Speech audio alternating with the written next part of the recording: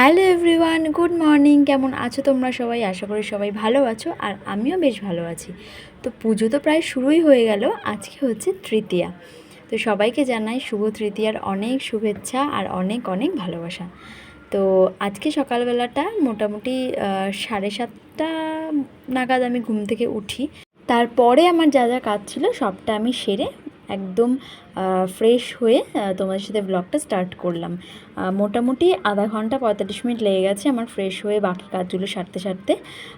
আজকে সারা দিনটা তোমাদের সাথে শেয়ার করব। আজকে কয়েকটা কাজ বাকি আছে পুজোর আগে, সেগুলো সবটাই তোমাদেরকে দেখাবো, তো তোমরা দেখতে থাকো। তো কালকে হচ্ছে দুপুরবেলায়, মানে এর আগের দিনকে আমি না মানে ঘরের সব পরিষ্কার করছি। আর এই যে আমার ছেলের ছবিটা দেখছো, এটা হচ্ছে আমার মা বাবা আমার ছেলের বার্থডেতে ওকে গিফট করেছে। তো এই জায়গাগুলো বেশ ভালো করে পরিষ্কার করে নিয়েছিলাম। যেহেতু পুজো আসছে, ঘরটা একটু পরিষ্কার না করলে তো হয় না। সকাল থেকে ওয়েদারটা ছিল বেশ ক্লাউডি, মানে একদম মেঘলা মেঘলা ওয়েদার ছিল, দেখে একদমই ভালো লাগছিল না। তো সকালবেলা একটু কাজবাজ সেরে তারপরে চলে গেছিলাম ছেলের হেয়ার কাট করাতে। আর আমার ছেলের চুলগুলো না খুব তাড়াতাড়ি বড় হয়, মানে এই জাস্ট কিছুদিন আগে চুলগুলো কাটলাম আর খুব তাড়াতাড়ি বড় হয়ে গেছে। মানে ওকে চুল কাটাতে নিয়ে আসলে ও ভীষণ ভয় পায় আর ভীষণ কান্না করে, তোমরা তো দেখতেই পাচ্ছ। তো মোটামুটি অনেক কষ্টে সৃষ্টে ও চুলটা কাটানোর পর বাড়িতে ফিরে এলাম। তারপরে বেশ ঝমঝমে বৃষ্টি হচ্ছিল, ভাবছিলাম যেখানে যাব সেখানে আদেও যেতে পারবো কিনা। হ্যাঁ, তোমাদের বলবো, দাঁড়াও। তো আজকে দুপুরবেলায় আমার ননদ আর ওর জায়ের মেয়ে আর আমাদের ছোট্ট ঈশান এসেছিলো আমাদের বাড়িতে, একটা জরুরি দরকার এসেছিলো। তো সেই জন্যই ভাবলাম একেবারে ওদেরকে নিয়ে যাই। সন্ধেবেলা একটু বৃষ্টিটা কমার পরেই আমরা রেডি হওয়া স্টার্ট করে দিয়েছিলাম। ভাবছিলাম হয়তো যাওয়াটাই হবে না, তো তারপরে ভাবলাম যে না, যাওয়াই যাক। তো তারপরে এদিকে আমরা দুজনে মিলে একটু রেডি হয়ে নিচ্ছিলাম। তো আমরা এখন হয়ে গেছি একদম রেডি।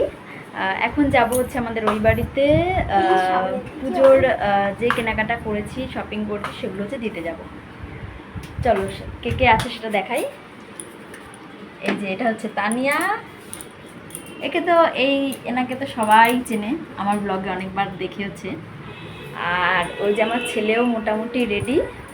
তো চলো যাওয়া যাক। হ্যাঁ, যাচ্ছি হচ্ছে আমাদের ওই বাড়িতে, মানে আমার বাবা মায়ের বাড়িতে। পুজো যে শপিংগুলো করেছি, মানে যে কেনাকাটাগুলো করেছি ওই বাড়ির সকলের জন্য, সেগুলোই আর কি দিতে যাচ্ছি। আর এদিকে একটা জিনিস তোমরা খেয়াল করেছো কিনা জানি না, আমার মাথার ক্লিপটা, আমি চুলটা বেঁধেছি, একদম মাথার ক্লিপটা বেঁকা হয়ে গেছে। মানে কেউ আমাকে একবার বলেও নি পর্যন্ত। যাই হোক, এখন আমরা বেরিয়ে পড়েছি। আর জানো তো, আমাদের বাড়ির একদম পাশেই না পরপর দুটো খুব সুন্দর সুন্দর ক্যাফে হয়েছে। এই একটা ক্যাফে ভীষণ সুন্দর, আর পাশেই এই একটা ক্যাফে, মানে অ্যাম্বিয়েন্সটা এত সুন্দর। তোমাদের সাথে ভিডিও শেয়ার করেছিলাম আমি অনেক দিন আগে। যাই হোক, বাড়িতে এসে মার সাথে বেশ একটা খুব জরুরি ডিসকাশন করছিলাম, কী নিয়ে করছিলাম সেটা তো এখন আমার আর মনে নেই।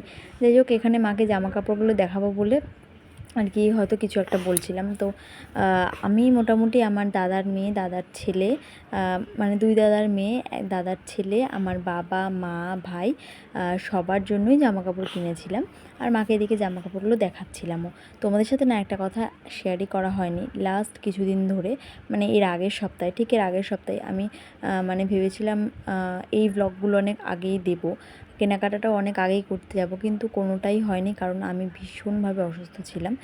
আমি ইউটিউবে একটা পোস্টও করি একটা ছবি দিয়ে, জানি না তোমরা ওটা খেয়াল করেছো কি না, হয়তো কয়েকজন খেয়াল করেছো। তো আমি খুবই অসুস্থ ছিলাম, মানে প্রচণ্ড জ্বর ছিল আমার, সেই কারণে আমি এই ভিডিওগুলো আরও আমার অনেক আগে দেওয়ার কথা ছিল, সেগুলো আর দেওয়া হয়নি, আমি দিয়ে উঠতে পারিনি, মানে এতটাই আমার শরীর খারাপ ছিল।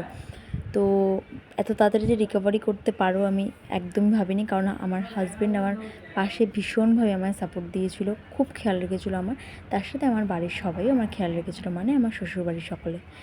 এদিকে দাদার ঘরে চলে এসেছি দাদার মেয়েকে, মানে আমার ভাইজিকে ওর জামাটা দিতে। শুধু এখানে একটা প্রবলেম হয়ে গিয়েছিলো, আমি সেভাবে কখনো মানে ও বড় হওয়ার পরে সেভাবে কখনো ওর জন্য জামা কিনিনি। তো সেই কারণেই ওর জামার সাইজটা ঠিকভাবে বুঝে উঠতে পারিনি। তো তাও ওর জন্য আমি নিজের আন্দাজ মতো একটা জামা কিনেছিলাম। তো ওর বয়স মোটামুটি এখন 9 মাস মতো, 8-9 মাস মতো।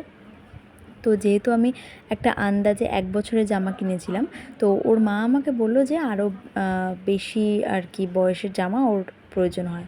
তো যাই হোক, জামাটা তো আমি খুবই পছন্দ করে কিনেছিলাম ওর জন্য। যেহেতু ওর গায়ে ছোট হয়ে গেছে, একদমই ছোট হয়ে গেছে, ঢুকছে না, সেই জন্য আমি জামাটা ওর জন্য পাল্টে নিয়ে আসবো বলে জামাটা আবার ফেরত নিয়ে এসেছি। আর এদিকে ঘরে এসে বাবা আমাদের জন্য চাউমিন নিয়ে এসেছিলো। সেই ব্যাপারটাই আর কি, ওর জামাটা না ছোট হয়ে গেছে, আমার মনটাও বেশ খারাপ লাগছিলো, সেটাই ওদের সাথে ডিসকাশন করছিলাম। তো যাই হোক, আমার আর এক দাদার মেয়েকেও জামাটা দিয়ে এসেছি। ওরও শরীরটা একেবারেই ভালো না, তাই জন্য আর কি মানে জামাটা পরানোর সময় বেশ কান্না করছিল। যাই হোক, বৌদির জামাটা খুব পছন্দ হয়েছে। তোমার সাথে কিছু কিছু পার্সেল শেয়ার করব যেগুলো মানে এসছে মিশো থেকে, আমি অর্ডার করেছিলাম। তো এই একটা, তার মধ্যে একটা চোকার টাইপের, এইগুলো না এখন খুব ইউনিক লাগে আমার, মানে এই কড়ি ডিজাইন, আর মানে এগুলো টোটালি হ্যান্ডমেড জুয়েলারি। এগুলো 182 প্রাইস নিয়েছিল, আর কিছুটা অফারেও পেয়েছিলাম আমি। তো আরেকটা তোমাদের সাথে শেয়ার করি। এটা হচ্ছে, এটাও মিশো থেকে আমি নিয়েছি। এটাও মানে মোটামুটি 182 বা 185 এরকমই কিছু একটা, মানে 125 টাকা হয়তো দাম নিয়েছিল আমার কাছে, মানে অফারে আমি পেয়েছিলাম, কিছুটা অফারে অনেকটা দাম কমা ছিল। আর যেহেতু এখন মানে সেল চলছে মিশোতে, তো এগুলো খুবই কম প্রাইসের মধ্যে পেয়েছি আমি।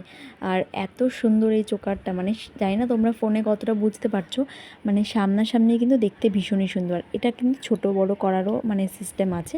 ভীষণ সুন্দর লেগেছে আমার, বেশ ইউনিক টাইপের লেগেছে তাই। আর কানের দুলটাও ভীষণ, মানে আমি এখন কি হয় যে খুব বেশি বড় দুলের থেকে ছোট দুলগুলো বেশি ভালো লাগে দেখতে, ইউনিক লাগে। আর এই শাড়িটা আমার বর আমাকে পুজোয় গিফট করেছে, ও নিজে এটা পছন্দ করেছে, নিজে আমায় এটা গিফট করেছে। এটা ওই মসলিন যেগুলো বলে সেগুলো। এখনও পর্যন্ত অনেক জামা কাপড় তোমাদের সাথে আমি শেয়ারই করিনি, কারণ এখনও সেই পার্সেলগুলো, মানে আমি বেশিরভাগটা অনলাইন থেকেই নিয়েছি, সেগুলো এখনও আসেইনি। এবার না পুজোয় এই মসলিন যে শাড়িগুলো, সেগুলো ভীষণই ভাইরাল হয়েছে। আমি ফেসবুকেও দেখেছি অনেক জায়গায়। তো আমার এই কালার কম্বিনেশনটা ভীষণ পছন্দ হয়েছিল, আর হোয়াইট কালারটা বিশেষত আমার ভীষণ পছন্দের। হোয়াইট আর ব্ল্যাক এই দুটো আমি ভীষণ প্রেফার করি। আগের বছর পুজোতেও একটা ব্ল্যাক কালারের শাড়ি আমি নিয়েছিলাম। তো এই শাড়িটা বিশেষত আমার বর এই কালারটা চয়েস করেছে। নেক্সট যেটা তোমাদের দেখাবো সেটা হচ্ছে এই তোমরা নিশ্চয়ই খেয়াল করেছো যে এই 3 পিসটা তোমাদেরকে আমি দেখিয়েছিলাম যেটা আমি শপিং করতে যাই। এটা কিন্তু ভীষণ সুন্দর, মানে দেখো, এটা হচ্ছে জামাটা নিচে এরকম হোয়াইট কালারের সুতোর কাজ দিয়ে কাজ করা। আর এটার সবথেকে স্পেশালিটিটা হচ্ছে এটার ওড়নাটা মারাত্মক সুন্দর, মানে ভীষণ সুন্দর যাকে বলে, মানে এটা ওড়নাটা দেখেই সবথেকে বেশি পছন্দ হয়েছিল। তোমরা একটু জানিও তো যে আমার পুজো কালেকশনগুলো তোমাদের কেমন লেগেছে। আরও কিছু তোমাদের সাথে জানি না কবে শেয়ার করতে পারবো, কারণ পার্সেলগুলো আসলে তোমাদের সাথে আমি নিশ্চয়ই শেয়ার করব। তো এই ছিল আজকের ব্লগ। ভালো লাগলে অবশ্যই আমাকে কমেন্ট করে জানিও। দেখা হবে নেক্সট কোনো ব্লগে। আজকের মতো এই পর্যন্তই, টাটা।